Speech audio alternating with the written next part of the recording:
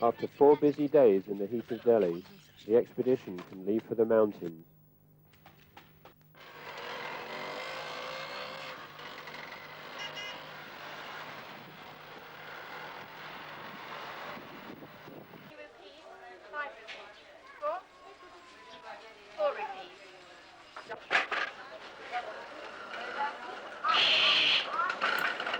The last chance to buy fruit and vegetables for the weeks ahead.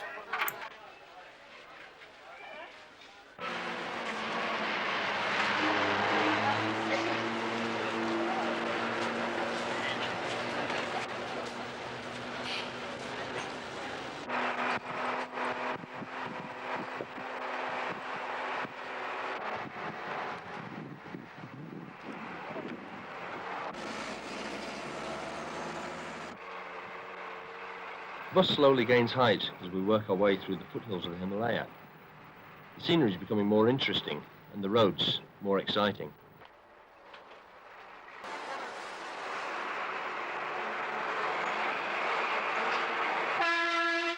There's a landslide ahead. We'll have to get off the bus.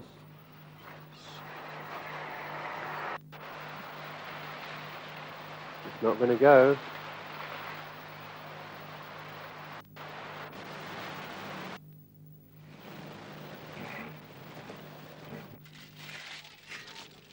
I'm sure we'll clear it eventually.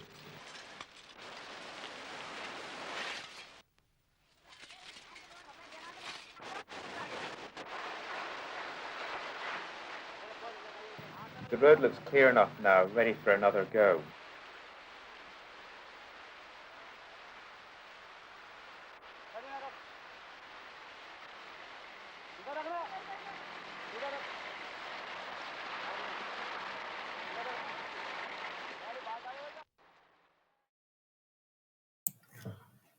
From the end of the road, we were planning about 4 days to reach base camp with all of the supplies and equipment.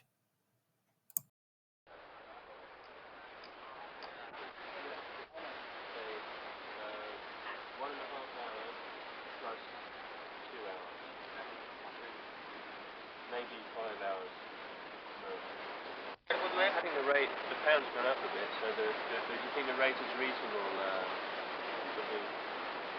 Glacier हम छोड़ देते हैं इसमें से एक दिन और लगेगा क्योंकि आप ग्लेशियर तो टूट गया वहाँ से ग्लेशियर काफी आगे भाग गया It's too much and 160 and one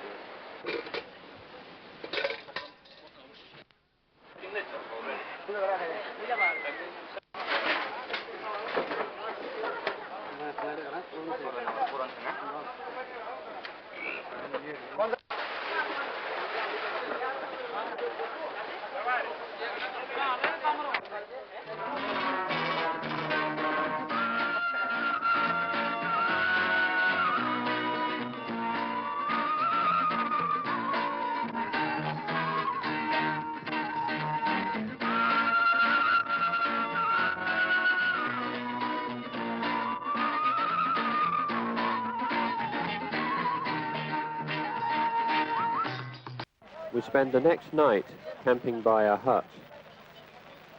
The nights are getting colder as we gain height. It's the last day of the walk-in and we're hoping to find a good site for the base camp.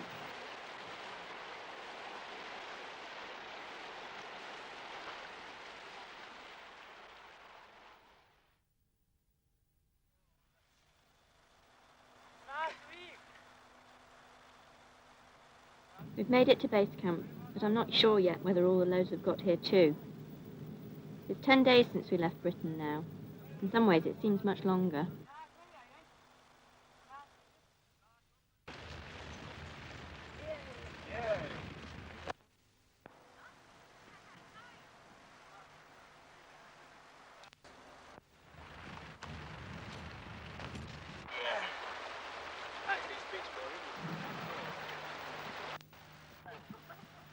Base camp is pleasantly situated at about 3,700 meters.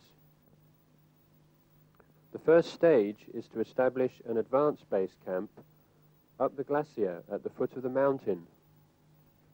What rock gear should we take, Charlie? Spends a few days carrying tents, food and equipment 4 kilometers up the rock-strewn glacier.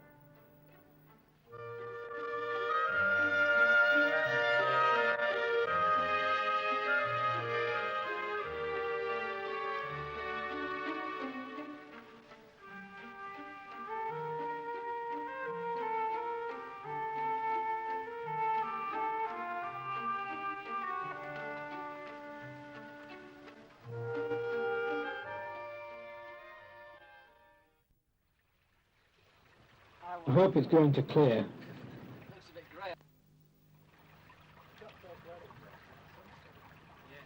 So that's the head wall. Wow, the summit ridge looks really sharp. Yeah, it sure does. Looks pretty impressive. Bit of ridge looks pretty good through the window in the blood, doesn't it? It's really steep. Oh, yeah.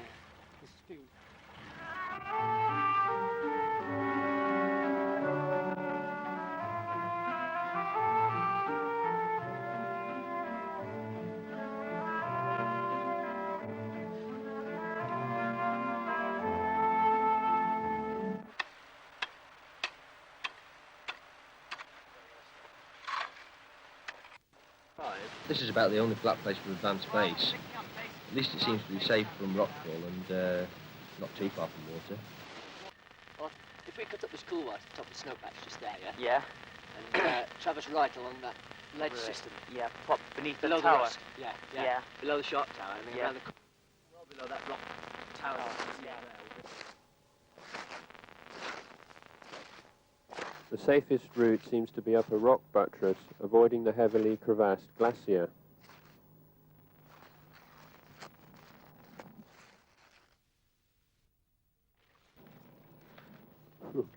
That's enough for one day. Let's fix this rope and abseil off. That's right. I wonder whether we're going to have enough rope.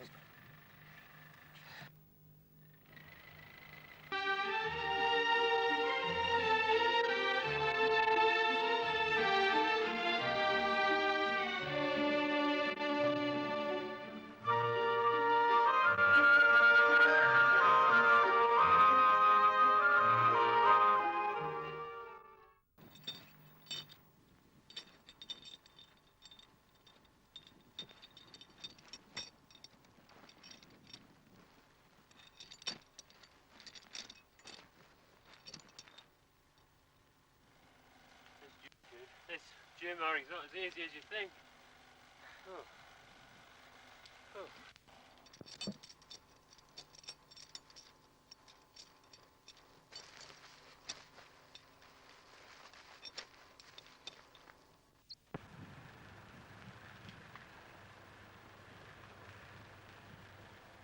The weather seemed to follow a regular pattern, with clouds building up during the afternoon.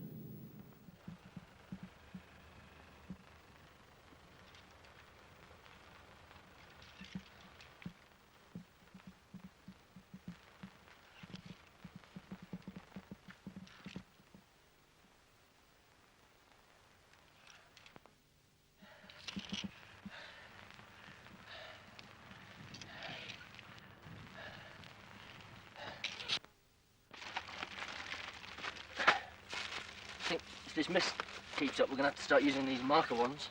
It's pretty desperate to know where the hell he's going.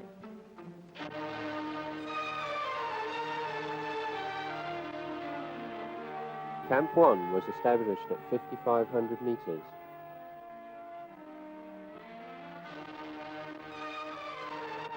I think this particular route required more in the way of equipment than on any of our previous expeditions. Not only the usual high-altitude clothing, rock and ice climbing gear, but also a fair amount of fixed rope and more specialist big wall equipment, like haul banks and porter ledges, all of which needed uprating to hopefully survive the rigours of the Himalaya.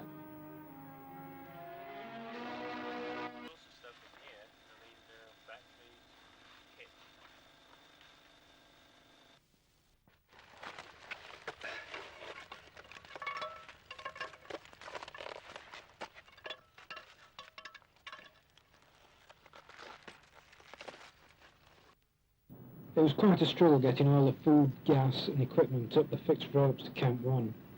It took me quite a while to acclimatise to the thin air. We all found the snow section above Camp 1 very tiring.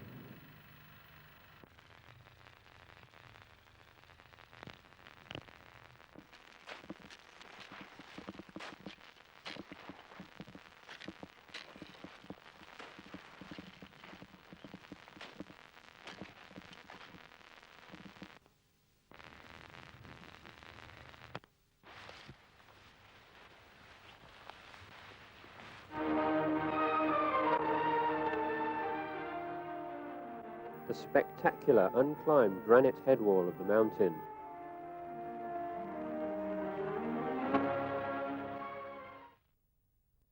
Really, and it's quite localised really, and if you went skirted below it to the right, that curving line that you mentioned, you'd be quite safe maybe. Yeah, yesterday I sat for a while and watched. There's a lot coming down that gully that you can't see where the seracs are, and a lot coming down this face here where the little runnels of ice are. But that middle bit seems... It does look quite safe, doesn't it? I mean, the seracs aren't very big. No. It's time for the final attempt on the south face.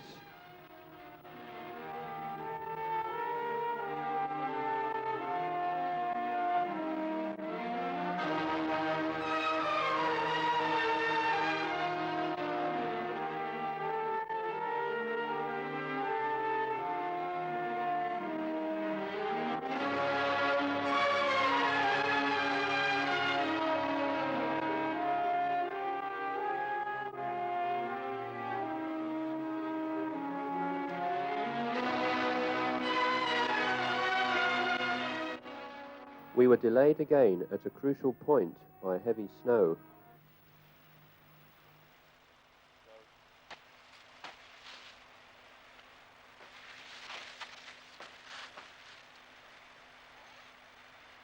From Camp 1, we could see the others, tiny specks crawling up the moraine below.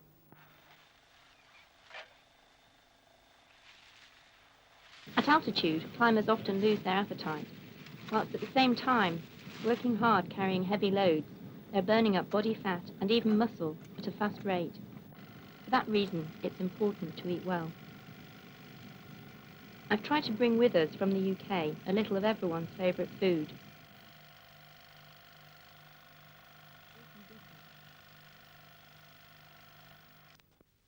Camp 1 is shown by the arrow at the top of the rock buttress.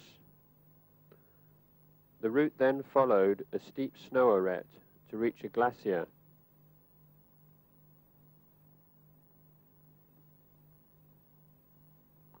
The route crosses over this glacier, avoiding dangerous ice cliffs on the left.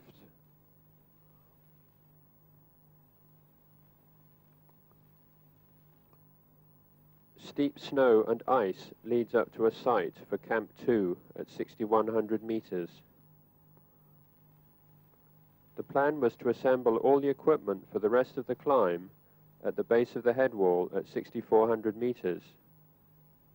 The route would then go straight up the granite so that bags could be hauled directly up the face.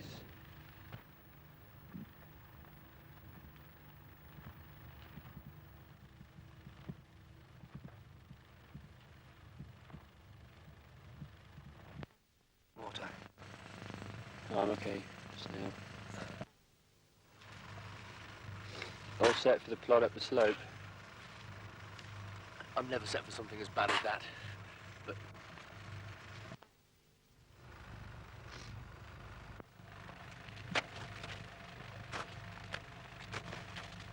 the snow was often quite deep, and to make any progress was exhausting.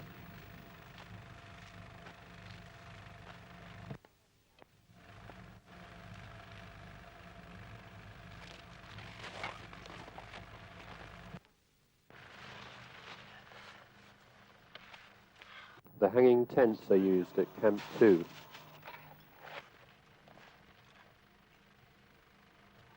can I swing my lifeline to the other end again? Yeah.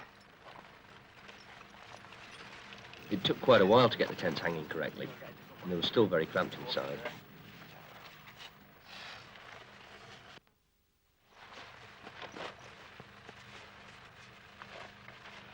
The leader would fix the ropes with pitons, and the others would jumar up behind with oversized, uncomfortable packs.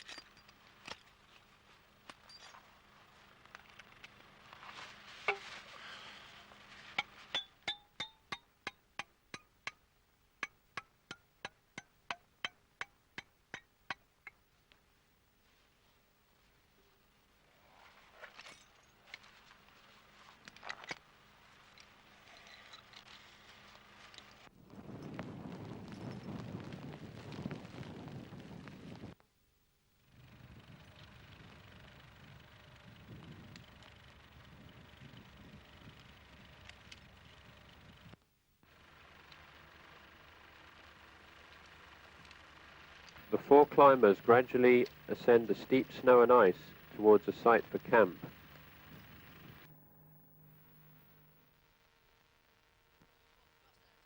The weather deteriorates severely.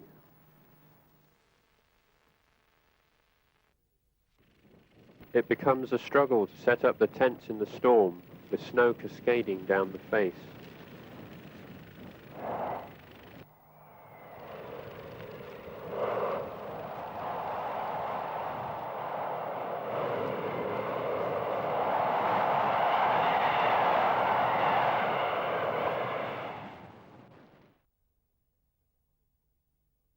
The tents at the high point after the storm. It had been a terrible night, pounded by spindrift from the face above. We would not have survived without the heavy hanging tents. During a lull in the storm, we had managed to struggle down to the relative safety of Camp 1. Frozen gloves. It's not much use, is it? We got hit by a storm yesterday, and this is the remains of my glove that's got frozen.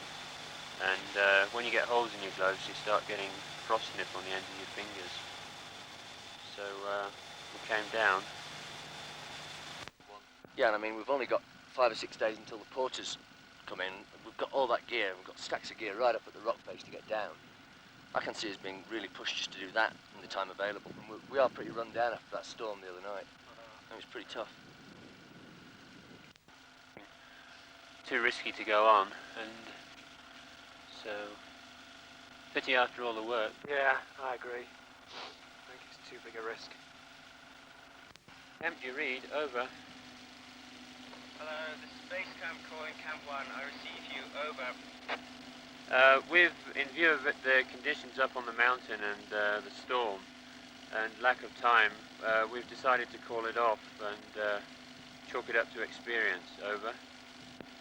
Okay, yesterday we had about 5 inches of snow, and when the trekkers tried to get out, in the 2 hours that we were out, about another 3. Snow fell, over. Yeah, that's, it sounds like the winter's closing in. I hope they can get out and, okay, over. The climbers return to the high point to collect all the equipment from the mountain. Doesn't seem to get any easier.